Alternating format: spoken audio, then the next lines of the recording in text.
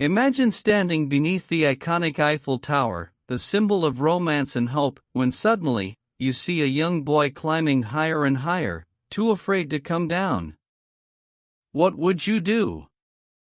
For Marcus, a Black American traveler visiting Paris, this terrifying moment turned into a life-changing act of courage that captured the heart of an entire city. But this is not just a story about a rescue. It's a powerful journey through fear, prejudice, and the unexpected ways that bravery can break barriers and change lives. Stay with us as we unravel Marcus's incredible story, a story that challenges what we think about race, identity, and heroism in today's world. You won't want to miss a single moment. Marcus Williams had always been fascinated by stories of faraway places, but Paris held a special place in his heart. Growing up in Chicago's South Side, he had often stared at pictures of the Eiffel Tower, imagining what it would be like to stand beneath its towering iron lattice and breathe the air of a city so full of history and culture. But for Marcus, the trip wasn't just about sightseeing. It was about proving something to himself and to the world that his identity as a black man was not a limitation, but a source of strength.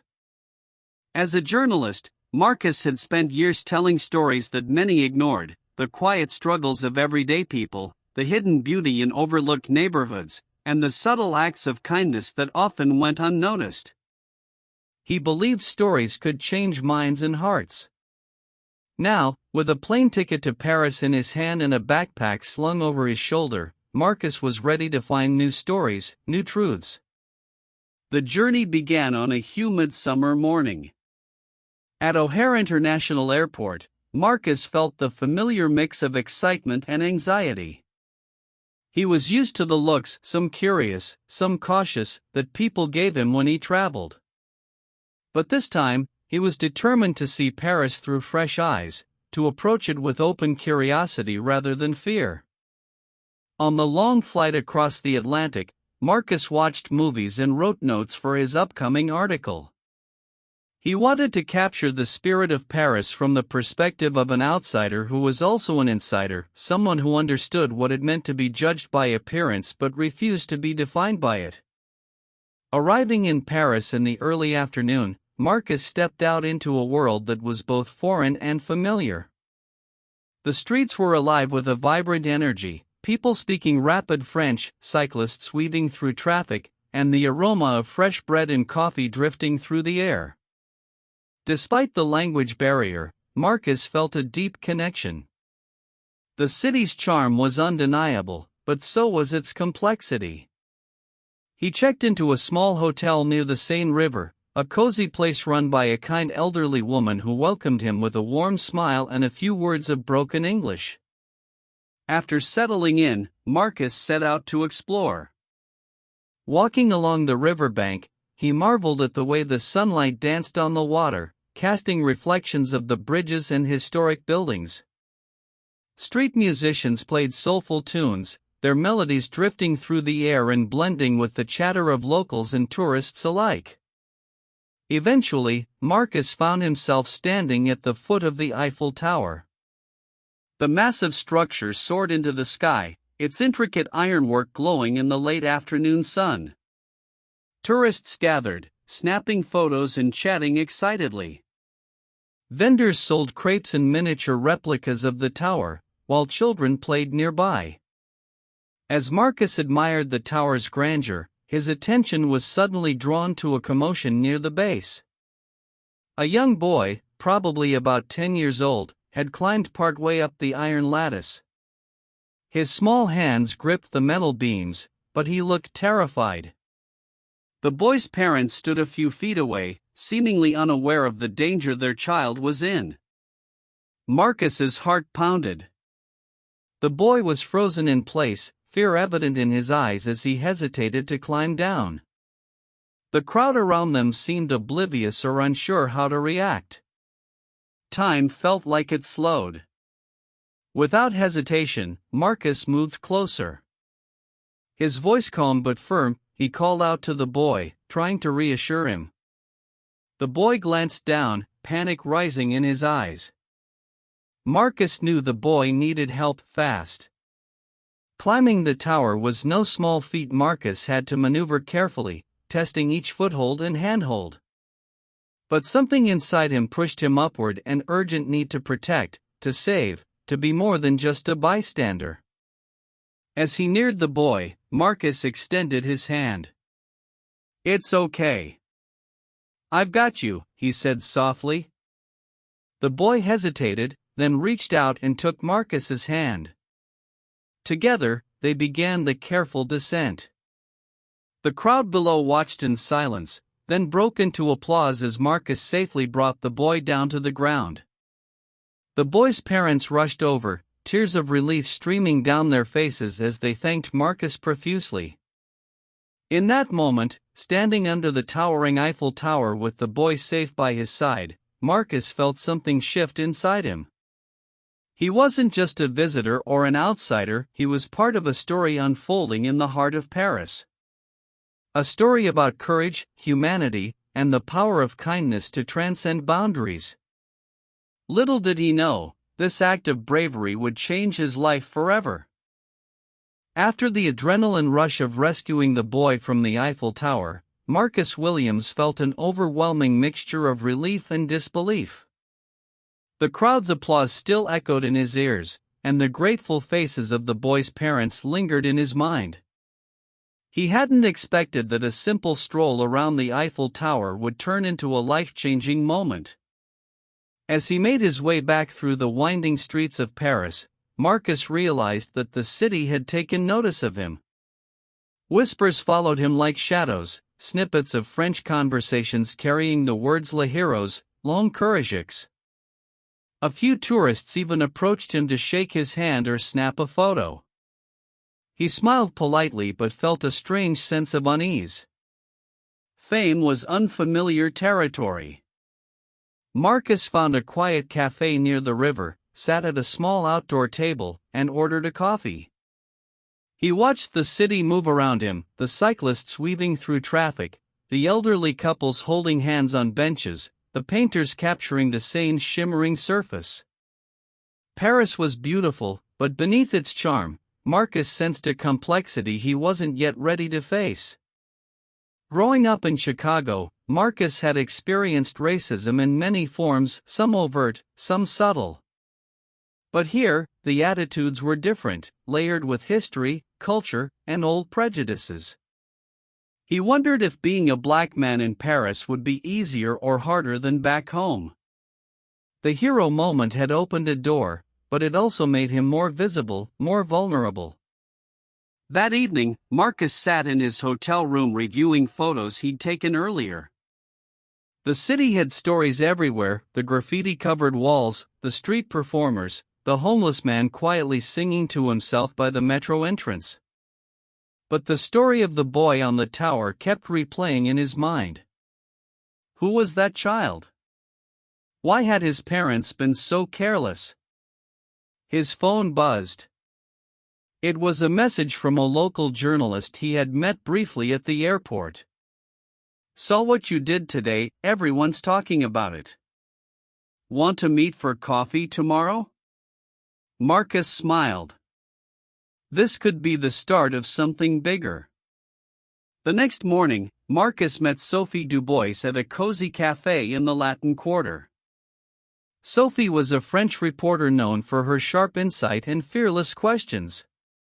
She greeted Marcus warmly and immediately dove into conversation. "Your rescue made headlines," Sophie said, stirring her espresso.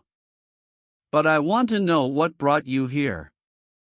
Paris is a city of stories, but it's also a city of contradictions." Marcus nodded.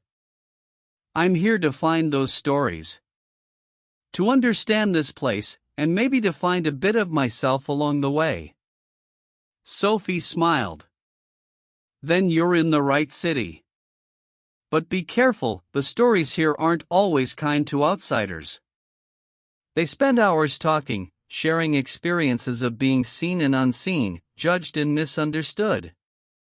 Marcus opened up about his life in Chicago, the challenges, the triumphs, the constant negotiation of identity. Sophie listened intently. Paris has its own history with race and identity. It's complicated. Sometimes the city embraces you, sometimes it pushes you away. As the conversation deepened, Marcus felt a connection forming, a bridge between two worlds. But even as they talked, Marcus noticed subtle glances from other cafe patrons, whispers just out of earshot. He was reminded that his skin marked him as different here, just as it had back home.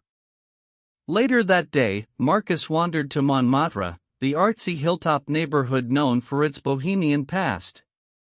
Street artists lined the sidewalks, painting vibrant scenes, selling sketches to tourists.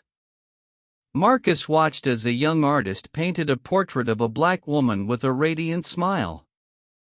The scene stirred something in him, pride mixed with pain.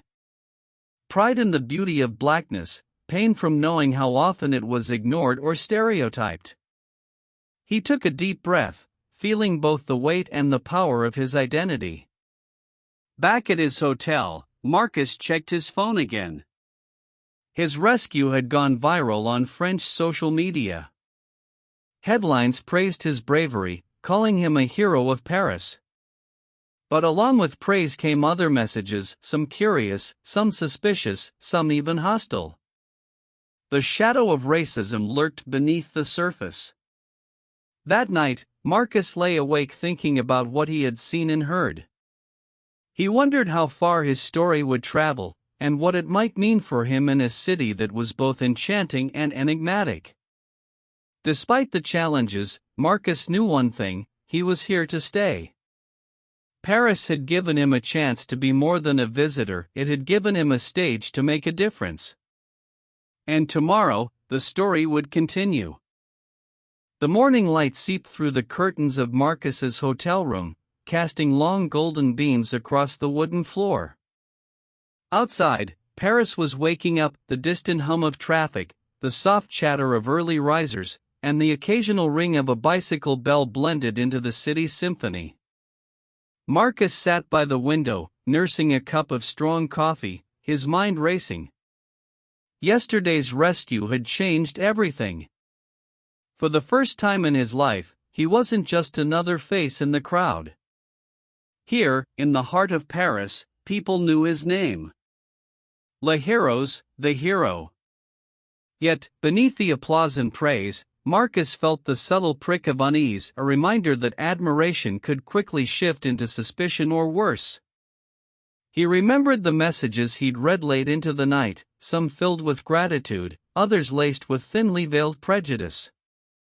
They whispered of an outsider, a foreigner, a man who didn't quite belong. The undercurrent of racism, though not always explicit, was unmistakable. Still, Marcus refused to be silenced.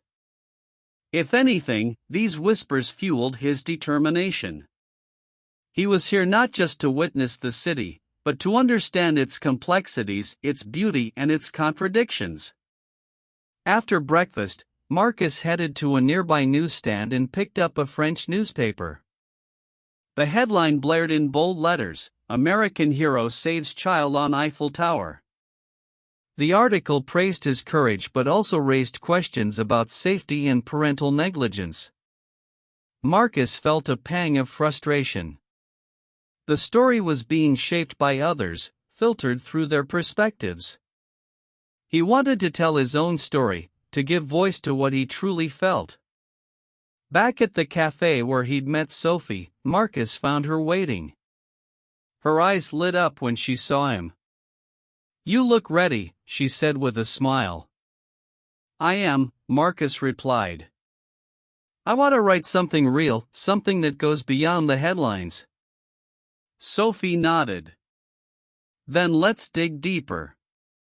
Together, they spent the day exploring the city's diverse neighborhoods: Le Marais, with its vibrant Jewish community and trendy boutiques, Belleville, a melting pot of cultures and colors, and the quieter corners where immigrants and locals lived side by side, sharing stories and struggles. Marcus took notes, snapped photos, and listened. He met people who spoke openly about race, identity, and belonging in Paris. Some welcomed him warmly, others eyed him cautiously, unsure of his intentions. As evening fell, Marcus found himself on a bridge overlooking the Seine. The river glittered under the city lights, boats drifting lazily along its course. He felt a profound connection to the city, a place that was both a stranger and a home. But shadows lingered. Marcus knew that beneath the romance and history, Paris wrestled with its own demons. Racism wasn't just an American problem, it was a human one. The next morning, Marcus received an unexpected invitation. A local community center wanted him to speak about his experiences. Hesitant but honored, he accepted. Standing before a small group of Parisians from diverse backgrounds, Marcus shared his story, the rescue, the challenges of being black in America, and his hopes for understanding and unity. Questions followed, some probing, some heartfelt. A young woman asked, "Do you think Paris is ready to change?" Marcus paused. Change is never easy. But every story, every act of kindness, moves us closer. We have to keep telling our truths. The room erupted in applause. For the first time since arriving, Marcus felt truly seen, not just as a hero on the news, but as a man striving to bridge worlds. As he walked back to his hotel that night, Marcus thought about the boy on the Eiffel Tower. That moment had sparked something in him, a mission to be more than a visitor, to be a voice for those too often ignored. Paris was no longer just a destination. It was a challenge. A promise. And Marcus was ready to answer its call. The morning sun filtered softly through the lace curtains of Marcus's modest hotel room in the 7th arrondissement. The familiar scent of fresh croissants and roasted coffee beans wafted in from the street below. Paris was awakening, vibrant and alive, just as Marcus's own thoughts stirred inside him. He sipped slowly on his espresso, staring out the window at the distant silhouette of the Eiffel Tower. It was more than a monument now, it was the symbol of his unexpected journey and the catalyst for what felt like a new chapter in his life. Yesterday's rescue replayed in his mind again and again. The fear in the boy's eyes, the deafening silence of the crowd, the surge of adrenaline that pushed him to act. The applause that followed, the gratitude of strangers. Yet beneath that moment of triumph lurked a complex mix of emotions Marcus struggled to untangle. The headlines called him a hero, l'Américain qui a sauvé un enfant, the American who saved a child. Photos of Marcus and the boy flooded social media and news websites, his face instantly recognizable across Paris. Yet, as the initial wave of admiration settled, whispers began to surface. Marcus read through comments online, some praising his bravery and kindness, others laced with suspicion and thinly veiled prejudice. Why was the child left unattended? Who is this stranger climbing the tower? Can we trust outsiders?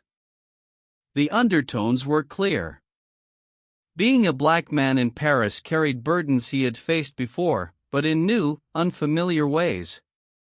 He shook his head, pushing the thoughts aside. Marcus knew that racism was not confined to any one country or city. It was a thread woven through human history, manifesting differently depending on culture and context. But he was here to tell stories, not just to observe but to connect, to challenge, and maybe even to change perspectives. After a quick shower, Marcus dressed and headed to a small boulangerie recommended by Sophie, the French journalist he had met earlier. The place was bustling with locals chatting over buttery pastries and thick coffee. Sophie was already there when he arrived, waving him over with a warm smile. "Ready for a day in the city?" she asked. "Absolutely," Marcus replied, pulling up a chair. I want to see the real Paris, the neighborhoods that don't make the postcards. Together, they set out into the winding streets of Le Marais, an area rich in history and diversity. Marcus was captivated by the narrow cobblestone alleys, the old stone buildings adorned with colorful shutters, and the lively mix of people from all walks of life. Sophie introduced Marcus to some of her contacts: artists, activists, shopkeepers, each with a story to tell. There was Malik, a second-generation Algerian French who spoke passionately about identity and belonging; Claire, a street artist who used her work to challenge stereotypes; and Amadou, a Senegalese immigrant running a small cafe. Marcus listened intently, jotting down notes and snapping candid photos. Each encounter peeled back a layer of Paris most tourists never saw. He learned about the city's struggles with integration and prejudice, but also about resilience, creativity, and hope. At one point, Malik invited Marcus to a community center hosting a weekly discussion on race and culture. Curious, Marcus agreed to attend. Inside, the room was filled with a diverse group, young and old, native Parisians and immigrants, speaking openly about their experiences. Marcus felt both a sense of belonging and outsiderness. He shared his own story, explaining how his rescue had brought him here, and what it meant to live between worlds. A woman named Fatima nodded thoughtfully. "We all carry stories," she said softly.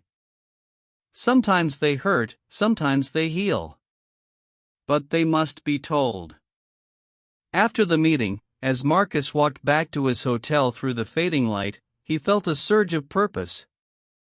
This was more than a trip. It was a mission to bear witness, to challenge, to build bridges. That night, Marcus sat at his desk, typing furiously. He poured his thoughts into an article not just about the rescue, but about the city's complex relationship with race, identity, and humanity. He wanted his words to resonate beyond headlines, to touch hearts. Just as he finished, his phone buzzed with a notification. A local TV station had invited him for an interview. His story was growing. As Marcus prepared for the next day, he couldn't help but reflect on how one moment of courage had opened so many doors, and how much further he was willing to go to make a difference. Paris was a city of shadows and lights, and Marcus was determined to find his place within both. The following morning, Marcus woke up to a soft Parisian drizzle tapping against the windowpane. The weather outside was gray and cool, but inside him, a storm of thoughts and emotions brewed. Today was the day of his first televised interview, a rare opportunity to share his story with the broader Parisian public. Though he was nervous, Marcus understood the weight of this moment. After a quick breakfast of fresh baguette and jam, Marcus dressed in a crisp navy shirt and dark jeans. He wanted to look approachable but professional, a reflection of both who he was and what he represented. Stepping out into the wet streets, he pulled his coat tight and walked briskly toward the small television studio nestled in a narrow street near the Seine. At the studio, he was greeted by a warm production team and the host of the show, Claire Moreau, a seasoned journalist known for her sharp questions and balanced reporting. She welcomed Marcus with a firm handshake and a genuine smile. "Marcus, thank you for joining us," Claire said as the cameras began to roll. "Your story has touched many people here in Paris. But beyond the rescue, what message do you hope to share?" Marcus took a deep breath and began. "I want people to see that courage and kindness aren't bound by nationality or color. I came here to experience Paris, to understand its complexities, and to find stories that connect us all. This city, like any other, struggles with issues of race and identity, but it also holds incredible potential for unity." Claire nodded thoughtfully. "Paris is often called the city of light, but some say it can be dark for those who feel unseen. Have you felt that during your time here?" Marcus didn't hesitate. Yes. Being a black man in Paris comes with challenges, just as it does in America. But those challenges don't define us. What defines us is how we respond, by standing up, by speaking out, by showing empathy.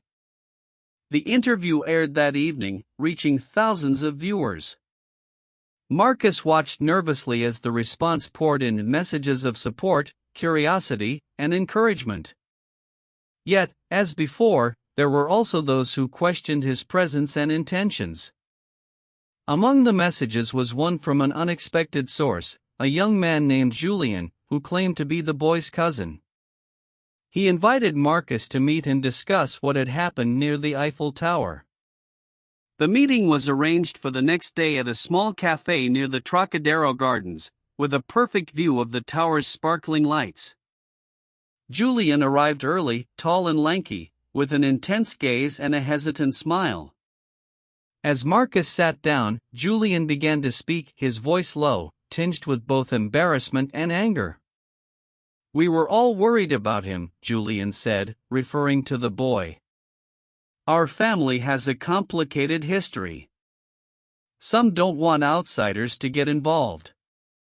But I think what you did was brave." Marcus nodded. "Thank you. I wasn't thinking about anything but the boy's safety." Julien sighed. "My family hasn't always been kind to people who don't look like us or who come from different backgrounds. There's a lot of pain and mistrust." Marcus recognized the familiar pattern, prejudice born from fear and past wounds. "Healing takes time," he said gently. "But it starts with moments like these, when we choose to care." Their conversation continued for hours, touching on themes of family, identity, and the desire to break cycles of fear and hate. As Marcus left the cafe, he felt a new sense of connection, not just to Julien and his family, but to the city itself. Paris was full of contradictions and complexities, but it was also full of people yearning for understanding. Over the following days, Marcus's presence in Paris grew. He was invited to community events, panel discussions, and even a charity gala supporting children's safety. His story became a beacon, showing how one act of courage could ripple through a city and inspire change. Yet, with visibility came scrutiny.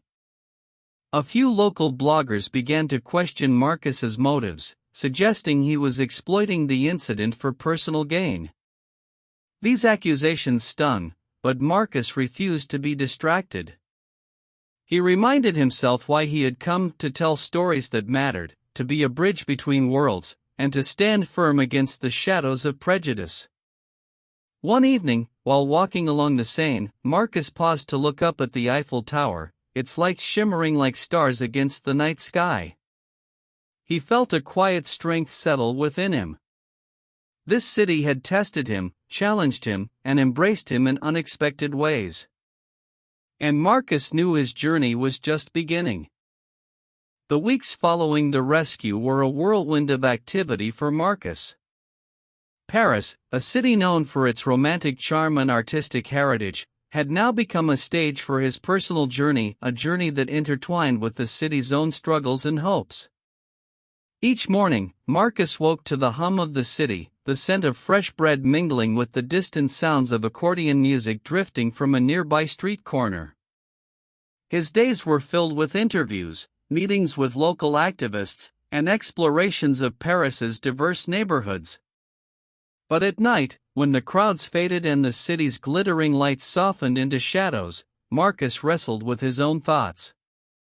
He thought about the boy he had saved, his frightened eyes, the reckless climb, and the neglect that had put him in danger. Marcus wondered what had driven the child to climb so high, to seek adventure in a place so perilous. Was it a cry for attention, a test of limits, or simply youthful curiosity? But more than that, Marcus thought about what his act of courage had ignited: a spotlight on issues often left in the shadows. Racism, neglect, fear, and the yearning for belonging. Paris was a city of contrasts, of beauty and darkness coexisting in uneasy harmony. One rainy afternoon, Marcus visited a small museum dedicated to the history of immigration in France. The exhibits told stories of generations who had journeyed across seas and borders, carrying hopes and burdens alike.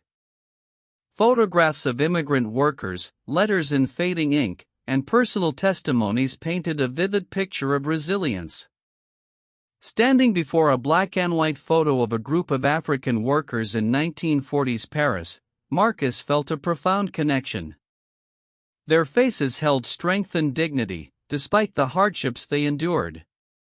He realized that his own story was part of a much larger narrative, a story of struggle and survival, of prejudice confronted and courage celebrated.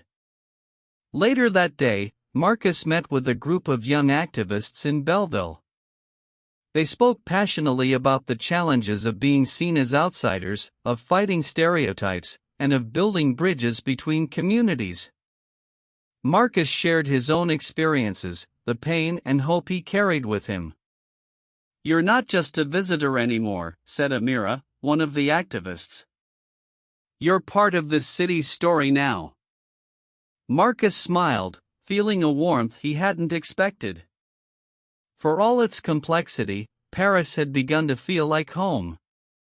But not everyone welcomed this change. One evening, as Marcus was leaving a cafe, a group of men shouted slurs from across the street. The words were harsh, unfiltered, but Marcus held his ground. He knew that fear and ignorance often bred hatred, and that silence could be as harmful as the insults themselves.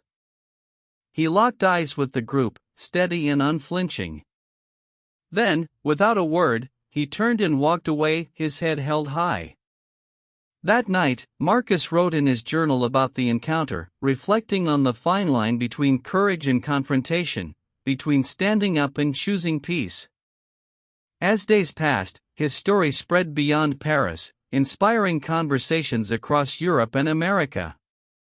Marcus was invited to speak at conferences and universities, sharing his journey and advocating for empathy and understanding.